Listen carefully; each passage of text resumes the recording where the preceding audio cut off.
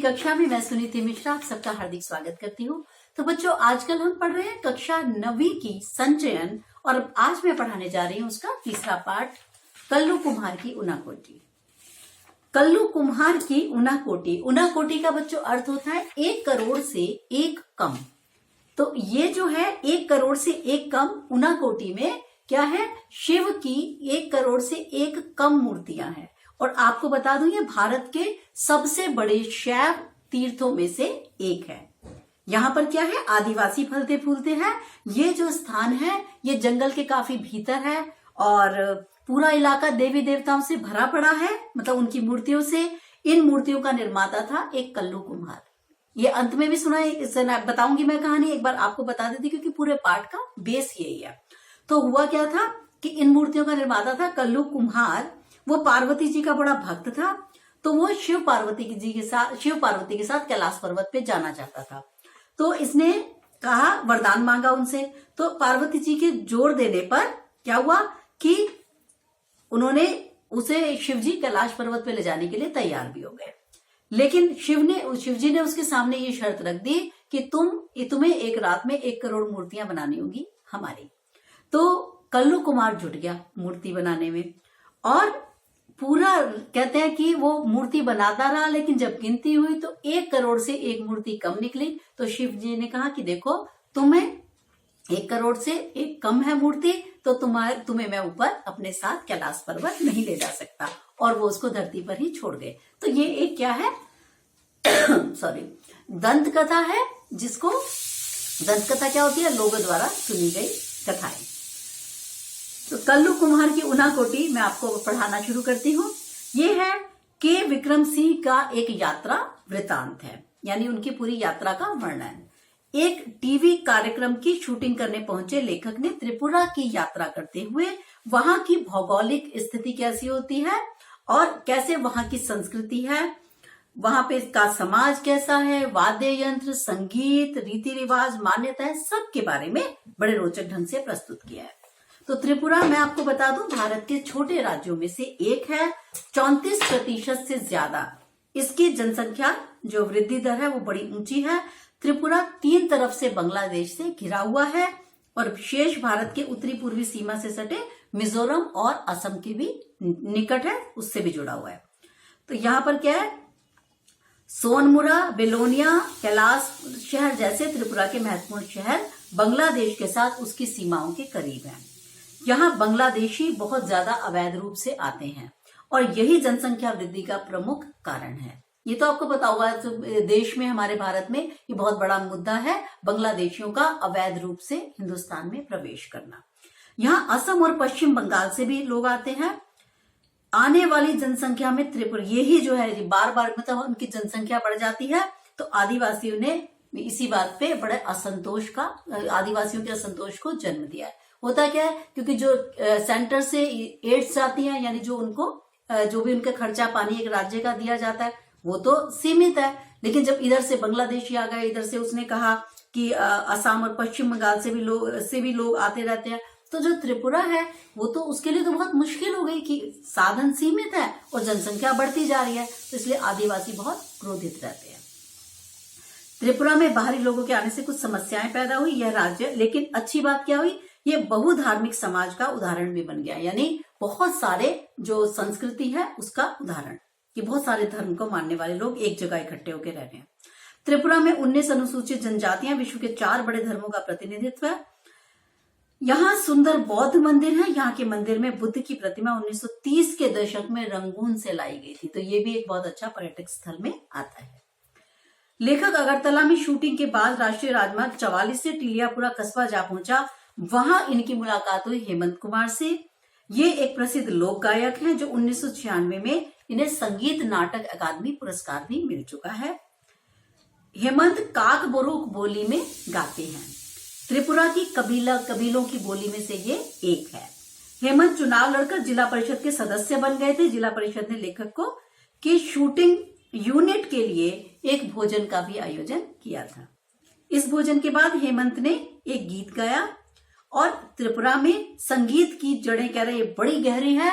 जो हमारे S D Burman जो बहुत प्रसिद्ध फिल्मकार हुए हैं, वो भी यहीं से जुड़कर आए थे।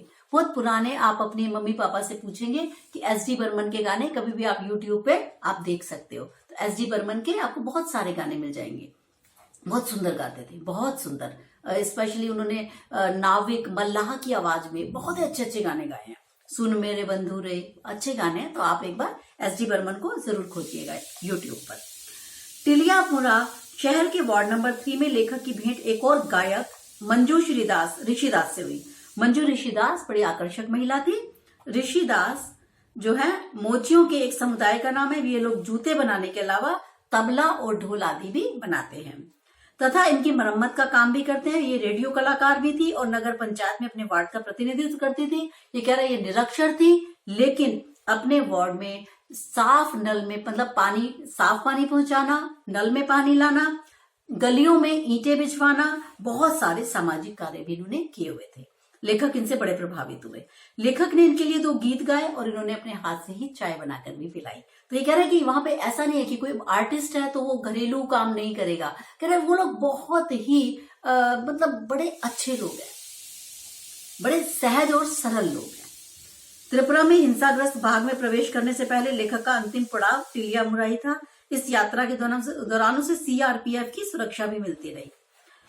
काफिला दिन में 11 बजे के आसपास चलना शुरू हुआ। लेखक अपनी शूटिंग में व्यस्त था। बंदूक लिए हुए विद्रोही भी छिपे हो सकते थे, ये सोचकर उसको बड़ा डर लग रहा था। त्रिपुरा की मुख्य नदियों में से एक मनु नदी के पास छोटा सा कस्बा है। उस समय डूबता सूरज सोना उड़ेलते प्रतीत हो रहा था। अब वे उत्तरी त्रिपुरा के जिले में आ गए थे। वहां अगरबत्तियों के लिए बांस की पतली सीकें तैयार की जा रही थी। यहाँ का मुख्यालय कैलाश नगर है, जो बांग्लादेश की सीमा के बहुत पास है। यहाँ लेखक की मुलाकात उस जिलाधिकारी से हुई, वे केरल से आए हुए थे। बड़े उत्साही व्यक्ति थे वे भी। उन्होंने लेखक की यूनिट को मुराई नगर जाने के लिए एक अन्य अधिकारी को भेजा। वहां पर टीपीएस मतलब आलू की खेती भी बड़े की जाती थी, बहुत ही चाव से। फिर जिलाधिकारी ने पूछा कि क्या आप उनाकोटी में शूटिंग करना पसंद करोगे? ये तो जानता नहीं था लेखक ने। फिर लेखक उसके लिए तैयार हो गया। उन्होंने कहा वो बहुत सुंदर जगह है, आपको वहां जाना चाहिए। तो ये तुरंत तैयार हो गए लेखक। जिलाधिकारी ने सुरक्षा के सारे इंतजाम कर दिए। उनाकोटी का अर्थ है, जैसे मैंने आपको बताया था, 1 करोड़ से कम। दंत कथा के अनुसार उनाकोटी में शिव की 1 कोटि यानी 1 करोड़ से 1 कम मूर्तियां हैं। पहाड़ी को काटकर यहाँ शिव जी की विशाल आधार मूर्तियां बनी है। यहाँ भगीरथ की प्रार्थना पर स्वर्ग से पृथ्वी पर गंगा के अवतरण को चित्रित किया गया है। शिव को इसके लिए तैयार किया गया है कि वे गंगा को अपनी जटाओं में उलझा ले। जटाएं क्या होती है? बाल। तो इनमें उलझा ले किसको? जो गंगा को। फिर धीरे धीरे पृथ्वी पर बढ़ने दे, क्योंकि एकदम से गंगा अगर पृथ्वी पे आ जाती तो बाढ़ आ जाती। ये सब दंत कथा है। भारत में यह शिव की सबसे बड़ी आधार मूर्ति है। यहाँ के आदिवासियों का मानना है उन मूर्तियों का निर्माता कल्लू कुम्हार था। मैंने आपको प्रारंभ में भी सुनाई थी, इसलिए दोबारा सुना रही हूं, आपको ये याद होनी चाहिए। वह पार्वती का भक्त था। शिव पार्वती के साथ कैलाश पर्वत पर जाना चाहता था। पार्वती के अनुरोध पर शिव कल्लू को कैलाश ले जाने के लिए तैयार तो हो गए, पर उन्होंने एक शर्त रख दी। उस शर्त में एक रात में शिव की उसे 1 करोड़ मूर्तियां बनानी थी। शर्त के अनुसार कल्लू ने एक रात में शिव की 1 कोटि 1 करोड़ मूर्तियां बनाई, पर जब गिनती की तो उससे 1 कम निकली और इस वजह से कल्लू कुमार पृथ्वी पर ही रह गया। तो ये थी हमारी कल्लू कुमार की उनाकोटी। ये हमारी जो पाठ है ये मैंने आपको बताया। इसका थोड़ा सा बच्चों शब्दार्थ देख लीजिए। अलसाई आलस्यपूर्ण, अल सुबह बिल्कुल सुबह, आवक आना, अवैध गैर कानूनी, महायान बौद्ध धर्म की एक शाखा, हस्तांतरण एक व्यक्ति के हाथ से दूसरे व्यक्ति के हाथ में जाना। एक इसने बोला पीपल्स लिबरेशन ऑर्गेनाइजेशन, एक तरह का दल। इसके अलावा जो आपके सीआरपीएफ आप जानते हैं, केंद्रीय रिजर्व पुलिस बल, ये तो आपको देखने में दिल्ली में भी दिखता है, आप जानते हैं सीआरपीएफ तो बहुत फेमस है। और ये बताया था मैंने आपको दंत कथा लोगों में प्रचलित कहानी, टीपीएस एक प्रकार के आलू का बीज, मिथक पौराणिक कथा। तो ये हुए बच्चों हमारे जो है शब्दार्थ। एक इसका कल्लू कुम्हार का प्रश्न मैं आपको बता दूं, कल्लू कुम्हार का नाम ऊनाकोटी से किस प्रकार से जुड़ गया। ठीक है, तो आप ये सारा ऊनाकोटी से किस प्रकार जुड़ गया और एक पाठ के संदर्भ में ऊनाकोटी में स्थित गंगा अवतरण की कथा अपने शब्दों में लिखिए। ठीक है, कि वही वाला जो मैंने आपको अभी बताया कि शिव जी ने कैसे वो जटाओं में उलझा ली थी, इस सारी उसको आप उसमें चित्रित करेंगे कि कैसे चट्टान पे शिव जी का चेहरा बना हुआ है और उसको पूरा उसमें जैसे देखने से लगता है जैसे पूरा ड्रामेटाइजेशन हो उसका। ठीक है, तो ये वाला दोनों प्रश्न आप अच्छे से कर जाइएगा। और एक और बिल्कुल दिमाग में आ गया, याद आ गया मुझे, ये त्रिपुरा बहु धार्मिक समाज का उदाहरण कैसे बना। प्लीज इसको तो बिल्कुल भी मत छोड़ के जाइएगा। 5वां प्रश्न है ये, त्रिपुरा बहु धार्मिक समाज का उदाहरण कैसे बना, ये प्रश्न भी आप कर जाइएगा। ठीक है, तो ये था हमारा आज का पाठ। अब मैं मिलूंगी आपको अगले पाठ के साथ, तब तक के लिए नमस्कार।